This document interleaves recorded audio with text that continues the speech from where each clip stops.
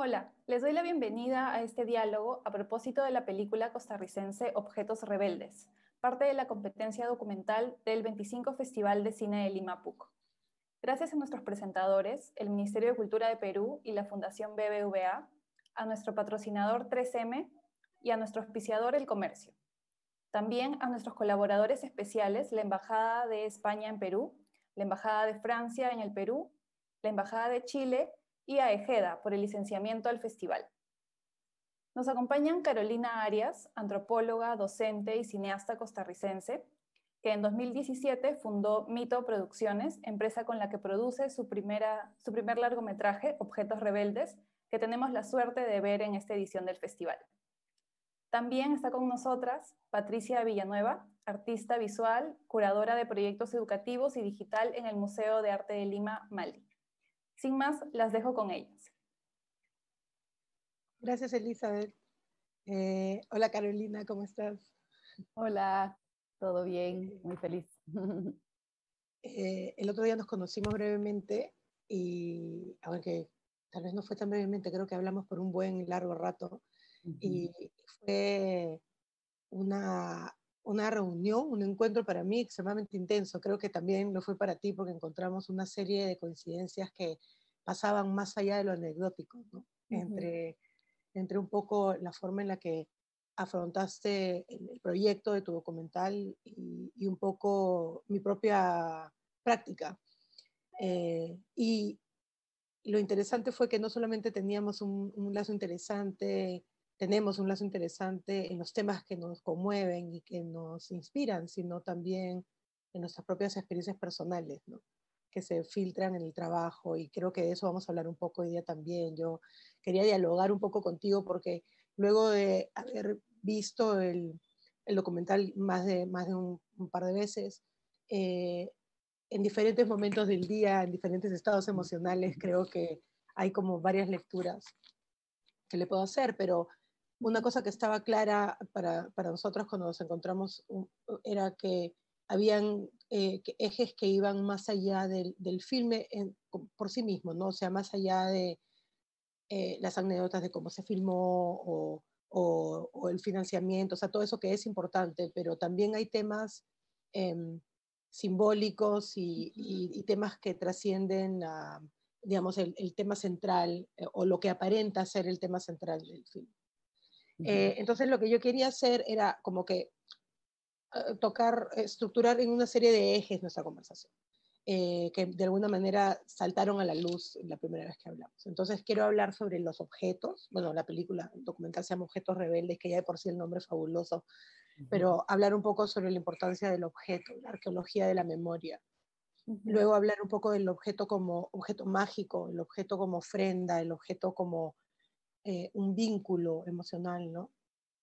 Y después específicamente sobre tu trabajo y cómo lo difícil que ha sido tomar la decisión, o que es a veces para un creador tomar la decisión de llevar la vida privada a lo público, ¿no? Y bajar las barreras de alguna manera y mostrar lo que te está sucediendo. Y bueno, también hablar un poco de por qué es importante eso, ¿no? Por qué es importante ser honesto en el arte, por qué es importante ver qué tan verdad puede ser el arte y hasta dónde quieres llevarlo, y por qué es importante ser honesto en el proceso. Entonces, yo quería empezar por preguntarte o conversar un poco acerca de el inicio del documental. No quiero spoilers, no vamos a narrar todo el documental, pero quiero que nos cuentes un poco de qué va, o sea, de qué va el documental, como un resumen para iniciar un poco la conversación. Claro. Muchas gracias, Patricia. Bueno, vamos a iniciar para no quedarnos cortos de tiempo porque sabemos que podemos hablar un montón. Sí. Así que voy a ir directo. Entonces, sí, a ver, este documental, ¿verdad? Que también es como mi primer largometraje como directora, empezó, digamos, con un interés, sí, como arqueológico de este personaje de Ifigenia. O sea, ahí nace un poco, ¿verdad? Como la historia, digamos, y la historia misma de la película también, ¿no?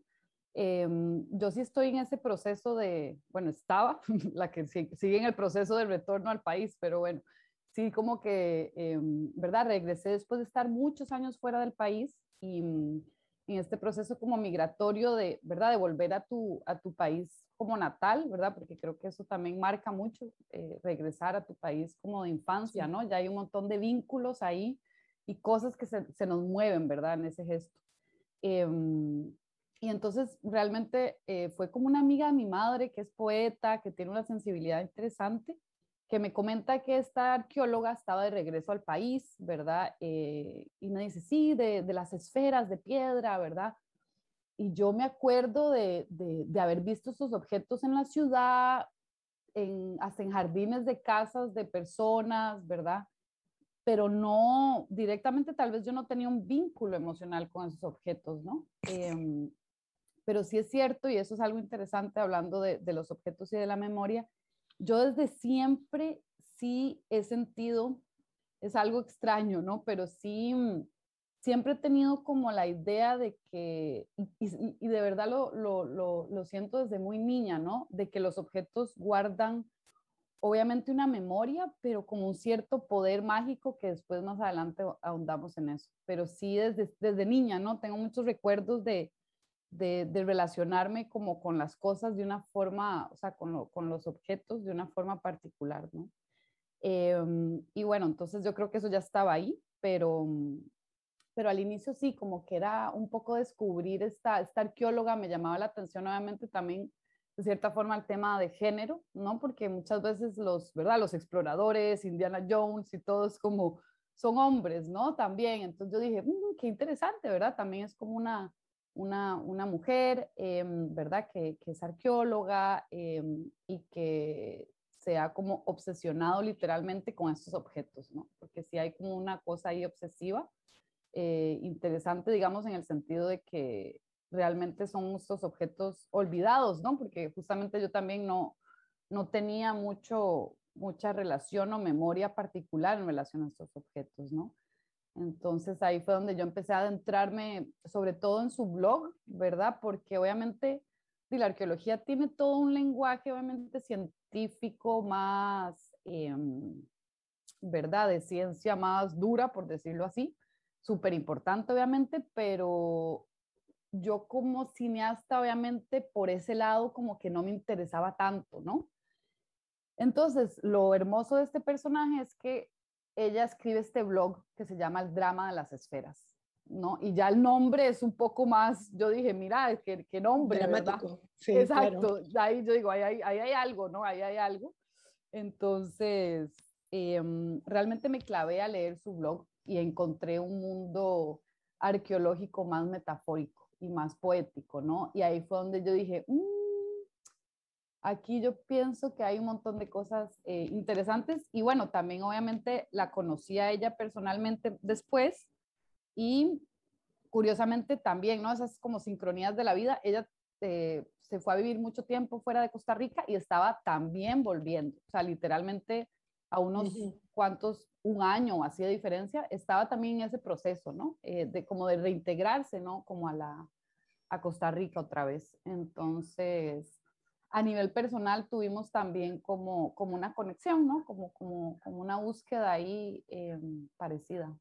Es interesante porque hay varios temas en tu film que se empiezan a entrelazar poco a poco y creo que podemos ir tocándolos después para no hablar de todos ahorita, pero hablando sobre Efigenia y sobre las esferas. Hay un momento bueno, primero sobre ti, tu fascinación con los objetos, ¿no? Hay un momento en el documental que dice, según la topología de Fromm, soy una necrófila, me gustan las cosas viejas, pero no porque sean viejas, ¿no? Eh, y hay una reflexión paralela en el filme, en la experiencia de las esferas y la parte arqueológica con lo que empieza a despertar un poco en ti, ¿no? Acerca del retorno a casa, el lidiar con un pasado que de alguna manera ha estado desvinculada y de alguna manera, y eso es una lectura personal, pero pienso que Ifigenia está, no quiero decir obsesionada porque eso suena como algo malo, quiero decir, está basada toda su experiencia, toda su energía profesional en el estudio de las esferas. pero al no estar en Costa Rica también hay una desvinculación del objeto, ¿no? Físicamente del objeto. Y vamos descubriendo en el film que tú estás volviendo también a descubrir que se ha roto un vínculo personal con tu padre en Costa Rica. Y lo descubres en un momento específico. Creo que él te manda una foto tuya en Disney y crees que ese es el último, como el último recuerdo que tienes, te das cuenta que ese es el momento en el que de alguna manera todo ese tiempo has estado desvinculada. Entonces, yo esa historia como en paralelo a estas dos mujeres que vuelven al territorio y de alguna manera este objeto, en el caso de tu padre, no quiero objetualizar, pero digamos, de tu padre y la esfera, son estos vínculos emocionales, ¿no? Diferentes para cada una. Y así es como empezamos a acompañarte en este recorrido mientras tratas de registrar el trabajo de las esferas, mientras te va sucediendo algo, se te va moviendo algo a ti personalmente, ¿no? A mí me gusta mucho el inicio, porque me marca mucho qué es lo que quieres contar, cuando empezamos a ver el depósito de un museo, que creo que es el Museo de Historia Precolombina de Costa Rica o Nacional, no sé cómo se llama exactamente Sí. Bueno, ese lugar es particular, nada más así una cosita porque es interesante. Ese lugar en realidad son las bodegas del Museo Nacional. Entonces, no es un lugar abierto al público, sino porque es donde están trabajando, digamos, donde acaban de encontrar algo que excavaron y entonces todo eso se va ahí. Es como el laboratorio, por decirlo así, ¿no? Eso es Ya, lo claro, es interesante. lo que llamamos en el Mali el espacio de conservación, ¿no? Es donde Exacto. los expertos están limpiando, viendo.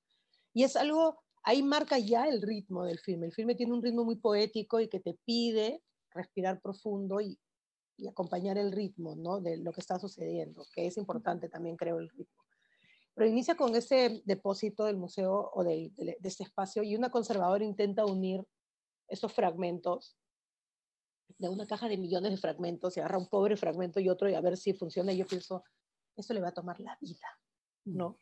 Y ahí ya te está marcando, sí, nos va a tomar la vida unir los fragmentos de lo que fuera que es importante para nosotros, ¿no? Y tú dices, volvernos a regresar a un lugar, ¿no? Regresar para reencontrarse con una memoria.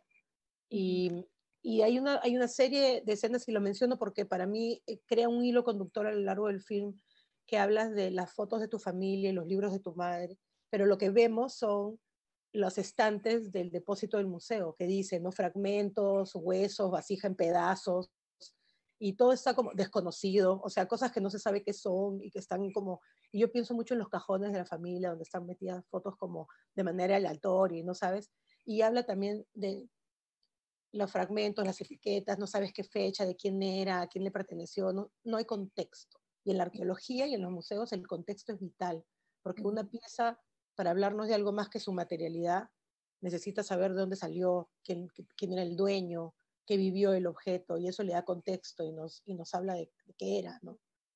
En cambio, una foto tuya de infancia o las fotos que luego encuentras de tu papá que es de gente que no necesariamente conoces, son fotos que él tenía, no tienen contexto, ¿no? Pero aún así es un objeto de tu papá, aún así el objeto es importante, tiene una materialidad bella, tiene una emoción, aunque no sepas de dónde salió o quiénes son estas personas, ¿no? Y es ahí donde yo creo que las esferas, ese es el vínculo que yo encuentro tan fascinante con la esfera, ¿no? La esfera está llena de energía, es hermosa, son enigmáticas, pero no tienen contexto, no sabemos para qué las hicieron, no sabemos por qué están ahí, cuántas personas se necesitaron hacerlas, cuántas subieron originalmente. Solo hay teorías, ¿no? Pero eso no quita el hecho de que son estos objetos que mueven, que remueven algo dentro de Ifigenia y eventualmente de nosotros también. Entonces llegas a Costa Rica, digamos, en busca de tal vez otro objeto vinculante a tu territorio, ¿no? O sea, vuelves a Costa Rica a filmar la historia de Ifigenia y las esferas, para buscar otro vínculo con Costa Rica. Entonces, ¿qué pasa cuando llegas a Costa Rica y empiezas a filmar? Bueno, cuando empiezo a filmar, digamos, a seguirla a ella, fue también para mí un proceso de verdad o sea, sí funcionó esta idea de buscar generar un vínculo, en todo caso, primero con el país, ¿no? Porque viajábamos mucho al Pacífico Sur, que es donde están todavía las esferas que están en su lugar original, las que no movieron, quedan, ¿no? Y hay todavía hay como todo un lugar en el Pacífico Sur. Entonces me hizo descubrir también una zona del país que yo desconocía, ¿no? Realmente, y que ahora pues le tengo un cariño pues muy especial, ¿no? Entonces realmente en ese sentido también fue como conectar con todo un territorio, también muy marcado por el monocultivo, ¿verdad? Un montón de cosas como políticas en ese sentido de Costa Rica, que ha sido un país marcado por el monocultivo. Entonces, por un lado, realmente me interesó mucho, aprendí muchísimo y eso, y de verdad también generé un vínculo nuevo con partes del país que son súper olvidadas, ¿no? También, o Claro, sea, nuevas memorias del país que tenía poco que ver con tu infancia o cuando lo dejaste, que fue como a los 12, me parece. sí, exacto, exacto. Y igual era una zona que ni idea, o sea, nunca había ido en mi vida, ¿no? Entonces también en ese sentido fue como especial, ¿no? Como abrirme a todo un territorio que es la zona sur y que también, obviamente, dentro de la peli está retratado este lugar como más olvidado, ¿verdad? Es un poco también ahí como esa intención de este personaje que era ese territorio, ¿no? Que se volvió también en la peli. Y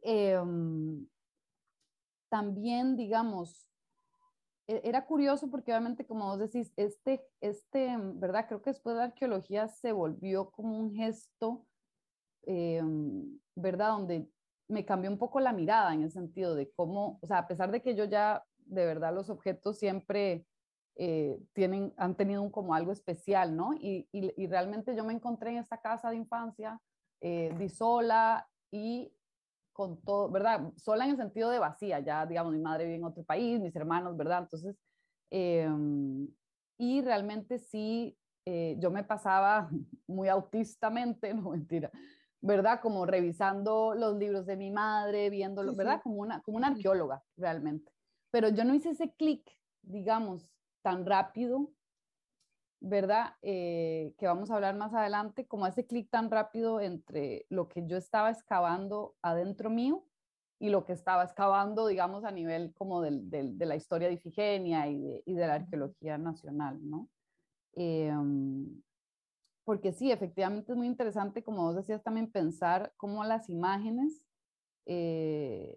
finalmente también son objetos, ¿verdad? O sea, tal vez suena un Totalmente, poco sí. obvio, pero tampoco Sí. es tanto, ¿no? O sea, Es porque... que no solo es el papel, o sea, no solo Ujú, es la foto como papel y la materialidad del objeto, sino o sea, es una foto del perro, también es el perro, ¿no? O sea, ya estamos exacto, hablando de arte conceptual prácticamente, pero es verdad, o sea, con la memoria, a la memoria no le importa, o sea, la memoria, a ver, táctil le importa, es la foto, etcétera, pero en verdad la memoria tiene, o sea, el objeto, ahí es donde entra la idea del objeto como mágico, como vínculo emocional.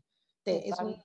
puente directo a otras emociones que poco tienen que ver con la materialidad misma, sino que lo trascienden, ¿no?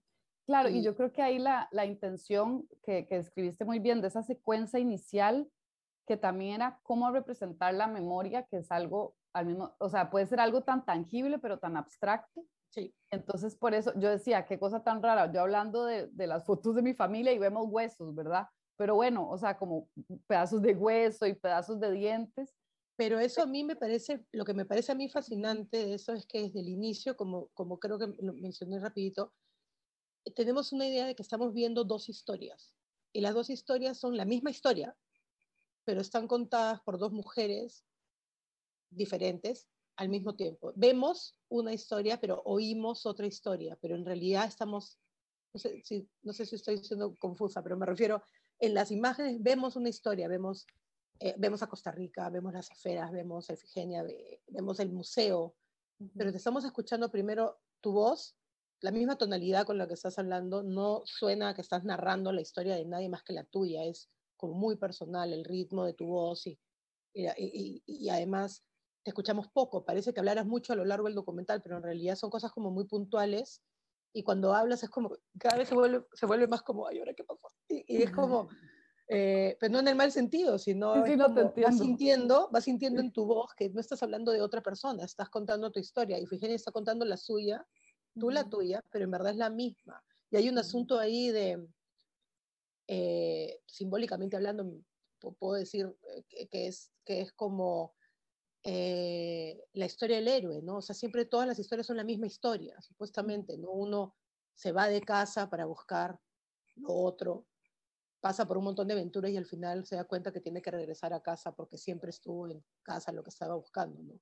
Y de alguna manera las dos volviendo y teniendo esta reflexión, tú de una cosa muy familiar, muy cercana a ti y ella hablando de las esferas que para ellas parece como si fueran su familia, la vemos abrazarlas, la vemos acariciarlas y hablar de ellas como de un animal herido, ¿no?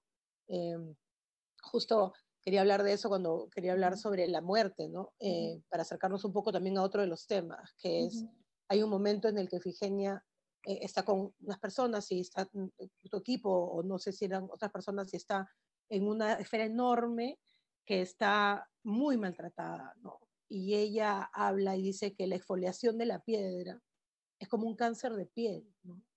Y que va avanzando y va tirando capas y que no se puede curar y que si fuera una persona ese cáncer ya hubiera llegado al hueso, o sea, en otras palabras no tendría salvación y con el tiempo la esfera va a desaparecer.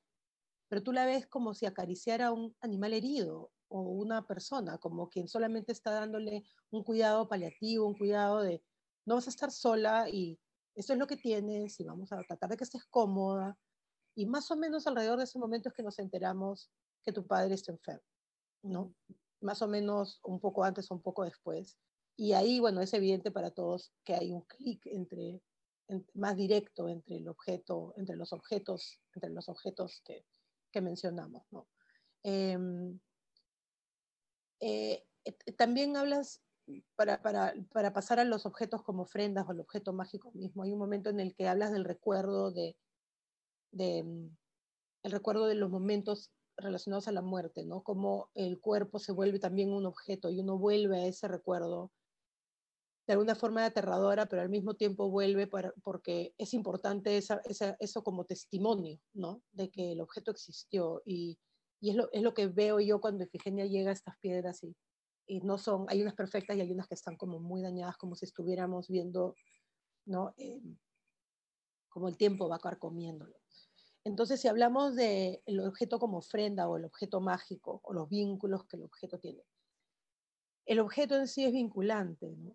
Tiene poder y el poder se lo damos nosotros, porque en realidad el objeto solo, como es producido, no significa nada, pero con el momento en el que alguien te lo regala, alguien lo tuvo, alguien lo contuvo, eh, de pronto tú le otorgas un poder, el poder de contener tus recuerdos, ¿no? El poder de, si se te pierde el anillo de tu mamá, aunque sea un anillo de latón, no importa, es el anillo de tu mamá que lo encontró en tal parte, ¿no? Y yo he trabajado mucho con objetos de mi familia y tú los has estado explorando y creo que eso lo entendemos claramente, ¿no? Al inicio del documental tú dices, ¿no?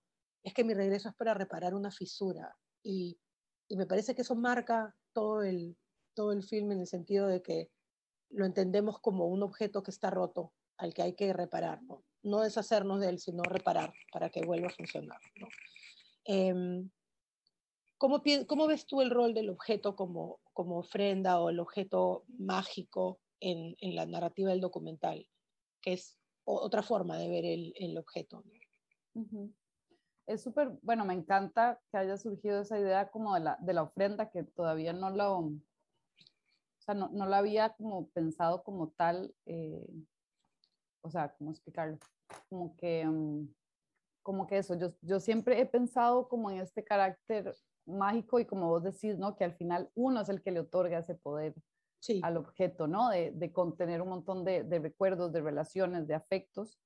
Y es interesante que dentro de mi investigación sobre los objetos con el documental, ¿verdad? Como durante la colonia también, ¿verdad? Ha habido, ¿verdad? Porque supuestamente nuestras poblaciones indígenas, o sea, cuando hubo el encuentro también entre culturas, ¿verdad? Eh, sí, desde siempre ha habido como un conflicto en torno a los objetos, o sea, los objetos, ¿verdad? Están en las mismas, el mismo proceso de colonización, o sea, que hacían eran romper los objetos de los otros, ¿no? Entonces es súper interesante, ¿no? Como a nivel histórico también, como de la historia de la humanidad, cómo los objetos han ocupado en realidad un lugar súper fuerte, ¿no? Súper importante, súper sí, estructurante. Y hasta para eso, para imponer, creo que eso también lo hablo en el docu, ¿no? Como para imponer eh, ideas, ¿no? Entonces creo que los objetos son súper poderosos, siempre lo han sido. en ese sentido, y creo que también hay una relación ahí, obviamente, que yo les otorgo también como existencialista, ¿no? Una relación con la vida, con la muerte. Sí, Súper fuerte, ¿no? Porque también cuando destruimos un objeto, creo que se destruyen también un montón de vínculos, ¿no? Que guardan esos objetos, por ejemplo, ¿no? Y el tema de la ofrenda me parece hermoso porque creo que, creo que lo abordamos eso como de la idea de cómo también la película finalmente se vuelve este objeto, exactamente, ¿verdad? sí. Sí, sí, Se sí. vuelve un El objeto objeto, mismo era la ofrenda, ¿no? O sea, exacto, el documental mismo era la ofrenda. exacto, Eh, una una ofrenda, ofrenda para pedir algo o para agradecer algo, para simplemente poner en el mundo otro objeto que representa todas estas cosas, ¿no? Yo, exacto. hay un momento en el documental en el que hablan de los Dikis, ¿no? Que vendría a ser el pueblo que crea las esferas. Y hay un momento en el que creo que es Ifigenia que dice que para los Dikis la piedra era femenina. Eso a mí me parece muy interesante porque además que la piedra tiene vida, ¿no? A diferencia que nosotros solemos pensar en la piedra como algo más bien relacionado a la muerte o a lo que no, digamos, no tiene no crece, no, pero pensamos, o sea, solo te vas a estar fascinada, un poco fascinada por las piedras para saber que ahí tiene líquenes, que tiene enfermedades, que tiene la erosión los transforma, el viento lo transforma. O sea, tiene una vida y una transformación, ¿no? Pero hay un momento que me encanta a mí, que viene después, en el que tienes un momento con tu padre en el que conversan sobre Copérnico la revolución de las esferas. eh, y, y hay una reflexión que dura muy poco, pero para mí es súper poderosa, que es la idea de que a pesar de que la gente sigue pensando que las culturas prehispánicas son arcaicas y que no, digamos, concretas y prácticas, ¿no? Eh, tú piensas, y yo comparto contigo la idea de que los indígenas precolombinos manejaban conceptos abstractos de una forma realmente impresionante y las esferas son una gran demostración. Tal vez nunca sepamos exactamente por qué estaban, pero solamente pensar en que son un objeto ofrenda, que el crearlos, que el ritual de crear esta esfera perfecta de piedra de casi 2 metros de diámetro y ponerla en un lugar específico es en su mismo ritual y en su misma acción una ofrenda que puede estar relacionada, me imagino que al territorio, a la vida, a lo que sea que los Dikis, para lo que ellos lo encuentren importante. Entonces, creo que a lo largo del filme hay muchos pequeños y grandes objetos, ofrendas, digamos, que la foto que tu papá te envía de ti en Disney es una ofrenda, está conectándose contigo mediante un objeto, ¿no? Te está mandando un objeto y te dice, mira, siempre me gustó esta foto, quiero compartir por qué es poderoso este objeto para mí, y sin saberlo se vuelve increíblemente poderoso para ti también, ¿no? Claro, Un claro. momento que te manda un sobre con fotos, eh, también, ¿no? Es otro tipo de ofrenda que marca el final de un camino también. Sí. Entonces, sí, yo sí pienso que el documental en sí mismo, o sea, y lo sentí más la segunda vez que lo vi, que ya estaba preparada emocionalmente. Cuando lo vi dije, o sea, es como una, yo soy atea, no va por ahí, pero es como una misa. O sea, siento que tiene un principio, tiene un sacrificio, tiene una ofrenda al final y también tiene una promesa hacia la vida al final, ¿no? Y creo que en esas pequeñas historias personales, y eso creo que podemos eh, hablarlo un poquito más en un ratito cuando hablemos de la honestidad en el proceso creativo, Sí, pero sí, creo que sí. hay una cosita que eso que decís, para observar tal vez esta parte de la ofrenda, o sea, y Sí, sin ser spoiler, pero digamos, como decís vos, como hay todo un misterio en torno a estos objetos, pero al final lo hermoso es que están ahí, o sea, están ahí, esas piedras perfectas, esféricas, están, o sea, hay más de 300, ¿verdad? Aunque hayamos querido moverlas, negarlas, ¿verdad? En un montón de cosas, la película también para mí era un ejercicio de voy a poner a la gente, que claro, obviamente vos decís, eso, ¿cómo lo vendiste, verdad? Porque decir como, yo sí. decía, quería poner a la gente a ver estas esferas, o sea que nada más en el cine no tenés, ¿verdad? No tenés otra opción que estar sentado y estar viendo, ¿no? Entonces yo también, en ese sentido era también una ofrenda para mí, para estas poblaciones indígenas de mi país, ¿verdad?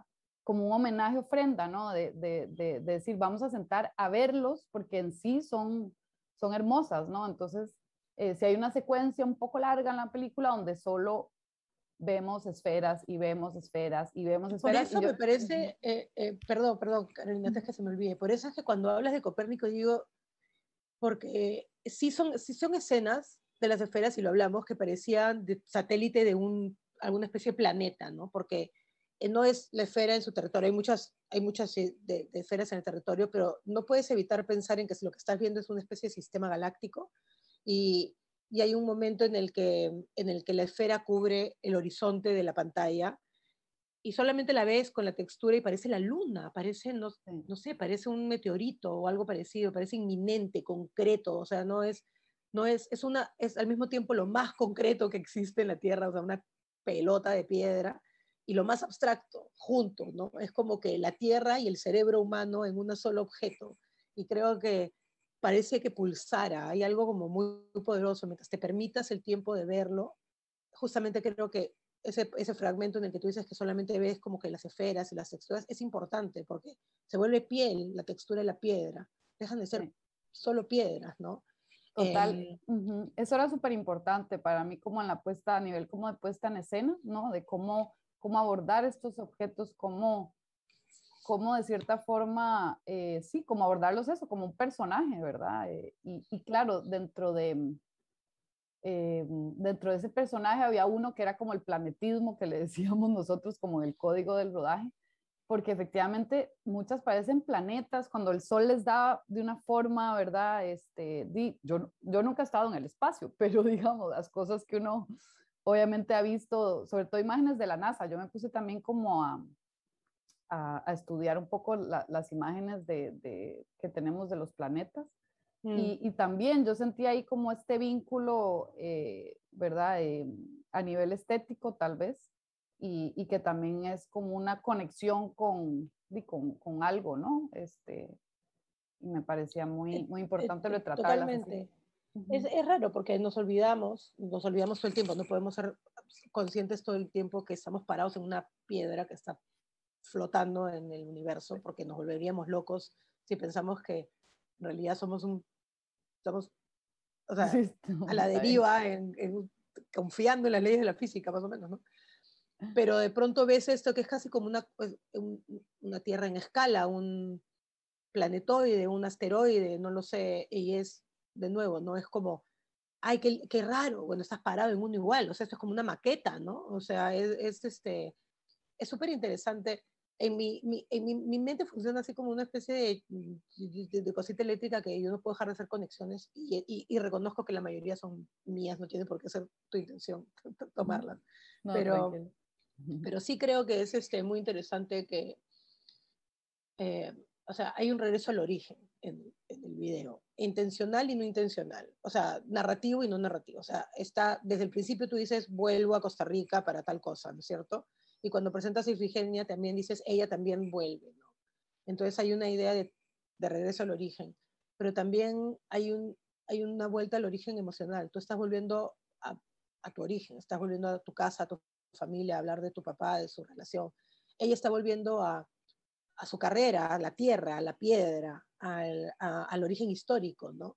Y entonces nos hace pensar en nuestro origen en dos maneras, de dónde venimos de manera universal, quién vino antes que no, o sea, por eso cuando decía que el eje central era la memoria, pero en todo el sentido del mundo, ¿no? ¿Quiénes somos como seres humanos? Y también quiénes somos como seres humanos, o sea, tipo, de dónde venimos y cuál es nuestro contexto emocional, nuestra familia, por qué somos como somos, etcétera, ¿no?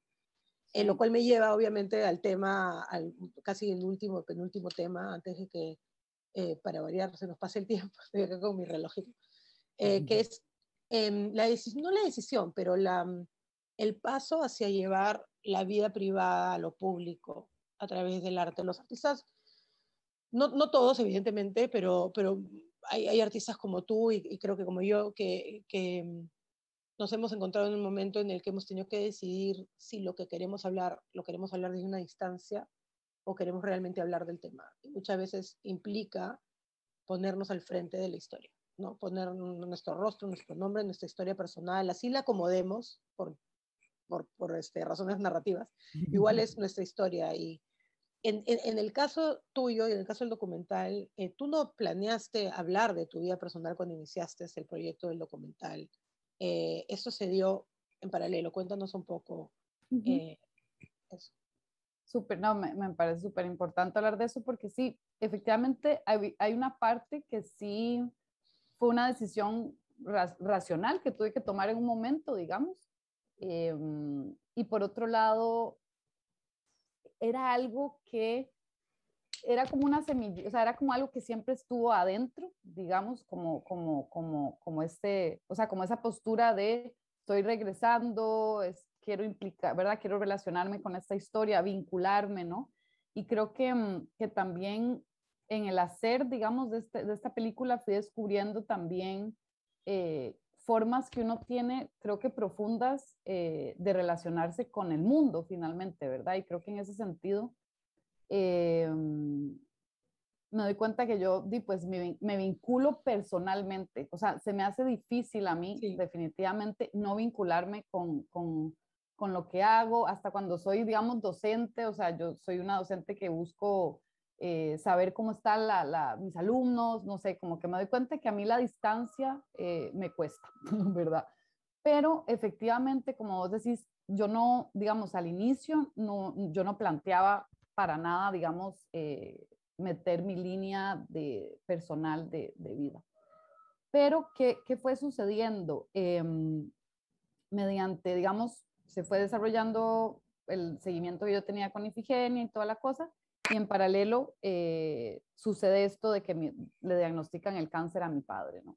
Entonces, obviamente, es como esos puntos de giro, ¿verdad? De la vida, que uno dice, uy, entonces, de hecho, yo no planteaba tal vez quedarme tantos años en Costa Rica y bueno, ahí ya fue como, ok, ya deshice maleta y ahí sí fue como, bueno, me quedo.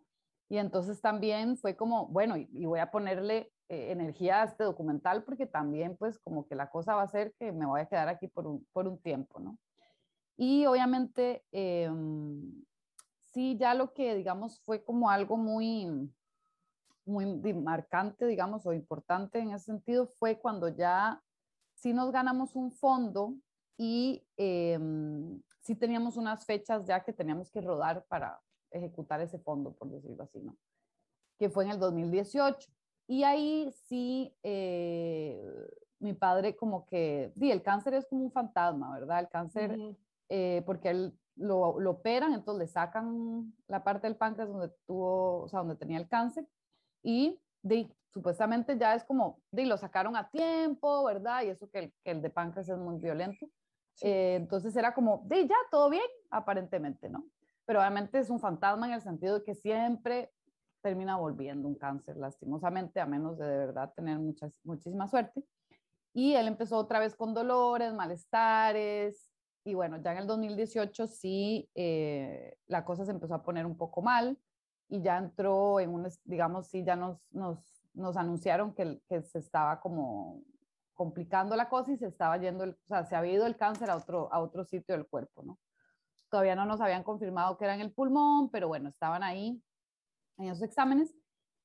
Y justo surge ya los rodajes, digamos, de la película, de este guión, que digamos, ese guión de rodaje, y es como lo interesante de este proceso, en el guión de rodaje no aparecía tampoco, obviamente, todo este lado personal ni nada, ¿no?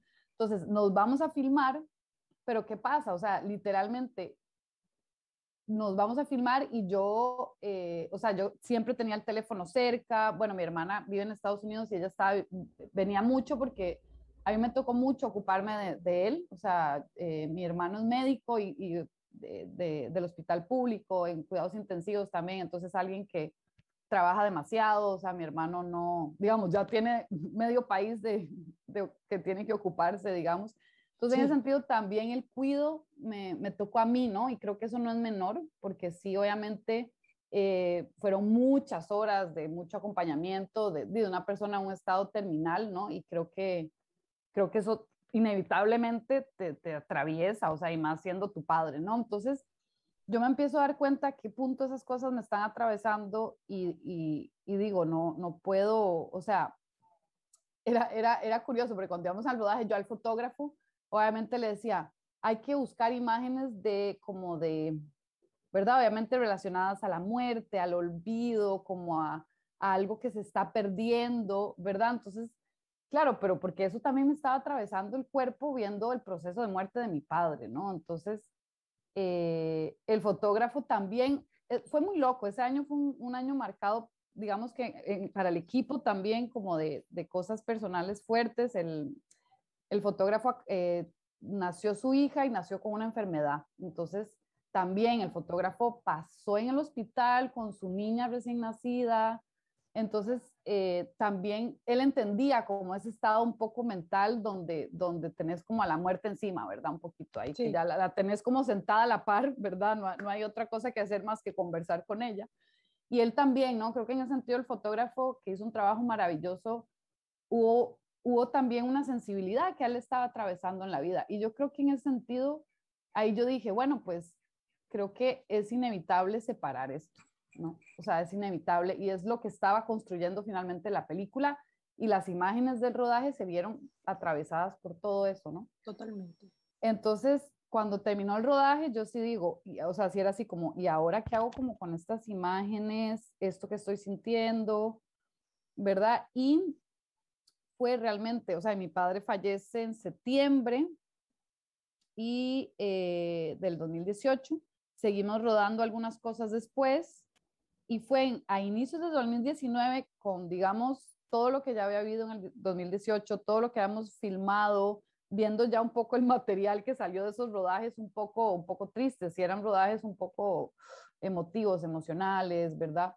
Eh, que yo pude finalmente sentarme y literalmente fue como, fue muy interesante. No creo que todos los procesos sean así, siempre en cada película, quién sabe cómo será la próxima, pero yo me senté y fue como y pude Claro. escribir, digamos, yo ya tenía todas las partes de Ifigenia, de muchas cosas, ya todo eso, ese material ya lo había recopilado, digamos, ¿no? Entonces yo ya extractos de partes del blog, las partes como de la vida de ella, eso era algo que ya estaba ahí, ¿no? Pero la otra parte como más personal mía, igual como unir todo eso en esta, como esta narración oral entre la de Ifigenia y la mía, la pude escribir posteriormente. O sea, y fue de verdad una, así vomitada, directa, y ya se lo mandé a los productores y todo el mundo se quedó así como, wow, o sea, aquí Claro, está la ¿estás película. segura?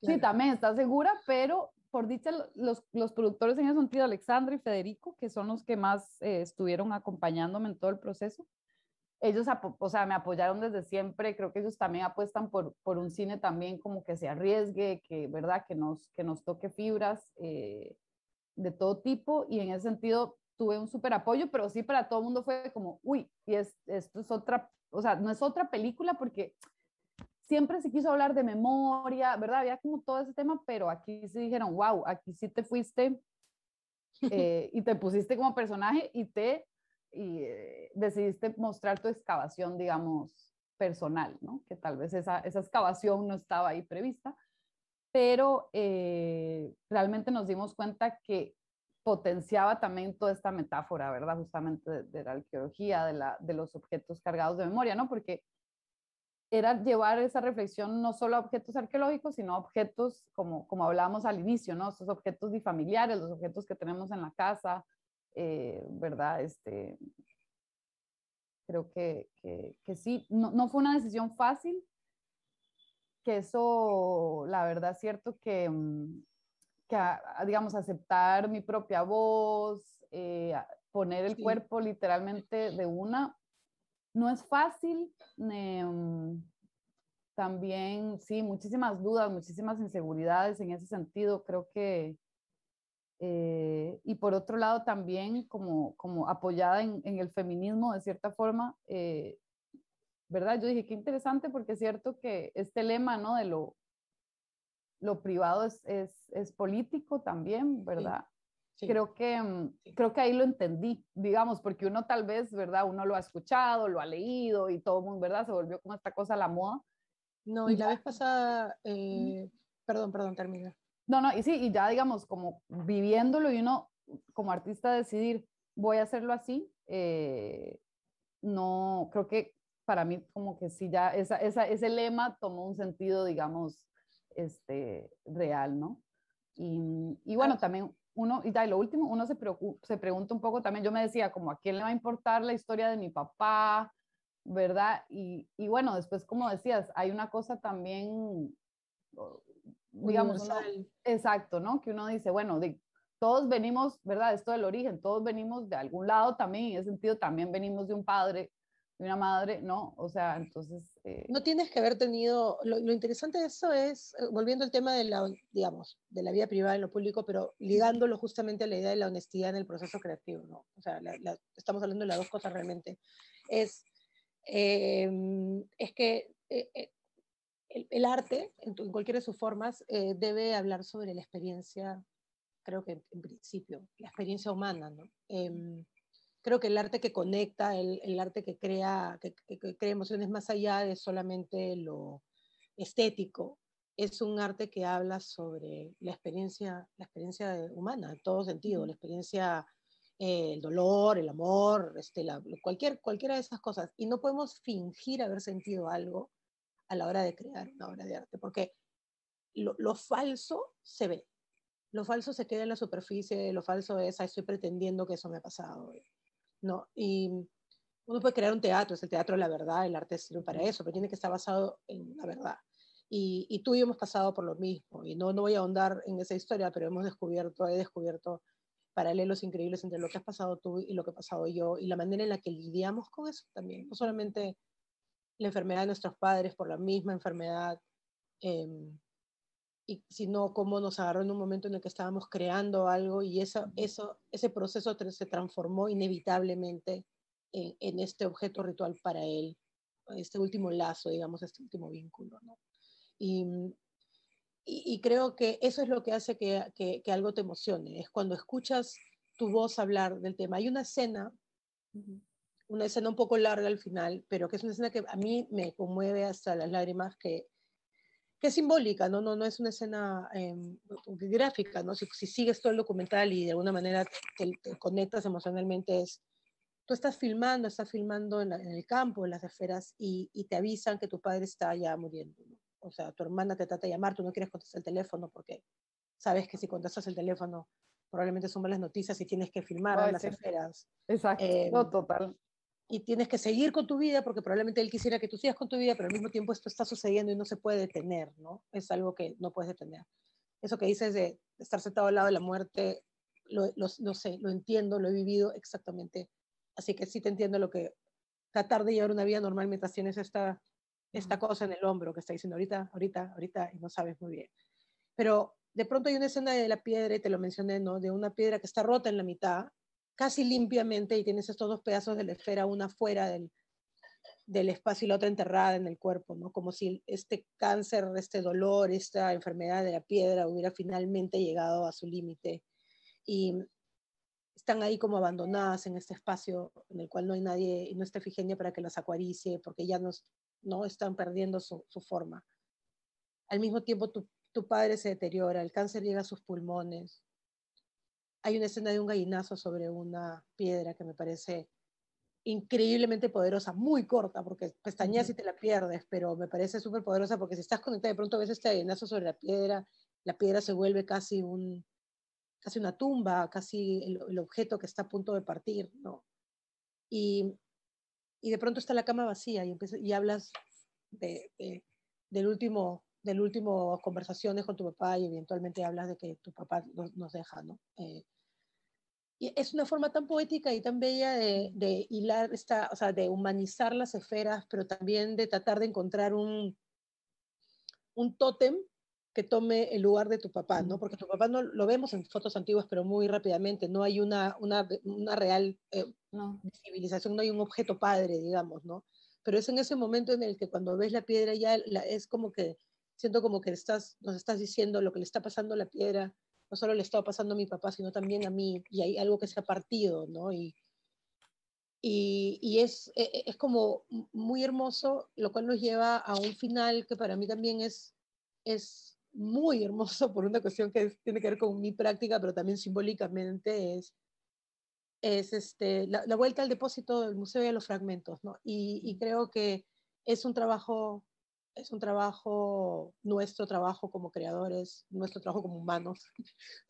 Es un proceso, nunca está realmente acabado, ¿no? Es un proceso de seguir buscando qué pieza encaja con qué y a qué objetos queremos que nos representen cuando no estemos, qué objetos vale la pena quedarse y cuáles no, ¿no? Y no todos los objetos tienen esa magia y uno no los puede elegir, a veces el objeto no quiere ser ese objeto mágico y creo que el mejor de todos los objetos rebeldes es el documental en su propia rebeldía a la hora de ser creado, ¿no? Y rehusarse a hacer lo que la gente pensó que debía ser y ser lo que debía ser, ¿no? Que es este contenedor de tu memoria y en realidad la memoria de todos. Y por eso yo quiero agradecerte, Carolina, por la oportunidad de haber visto el documental, de descubrirlo, pero también de conocerte y poder tener estas conversaciones que han sido muy emocionantes, muy emotivas y muy emocionantes para mí, pero tu documental y tu experiencia tienen un lugar muy importante para mí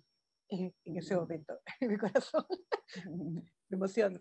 Sí, yo también, ya me van a hacer llorar, de verdad. Yo agradezco un montón tu sensibilidad, ha sido súper especial, de verdad. Creo que ha sido muy interesante y le debemos a Elizabeth Aquino el instinto para pensar que podíamos crear esas conexiones y creo que es algo que nos vamos a llevar mucho más allá de esta conversación, ¿no? Sí, claro, no. Queda pendiente conocernos en vivo ahí en Lima con un pisco. El próximo año, cuando el festival vuelva con su gran fiesta, te traeremos. Muchísimas gracias, muchas gracias a Carolina y a Patricia por este mágico encuentro, de verdad tan lleno de coincidencias y sobre la capacidad sanadora del arte, de los objetos rebeldes, de las ofrendas y de la memoria. De verdad ha sido un placer escucharlas antes y ahora también. Espero que hayan disfrutado este diálogo. Todos los diálogos con cineastas están ya disponibles en el canal de YouTube del festival y próximamente en la plataforma Spotify. Por favor, no dejen de ver Objetos Rebeldes en la competencia documental y también, por supuesto, las otras películas de la competencia ficción.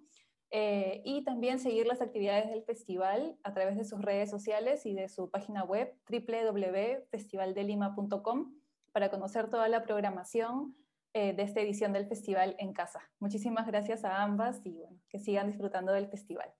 Gracias a todos y vean Objetos Rebeldes, por favor, respiren profundo y vean Objetos Rebeldes. Gracias. Gracias.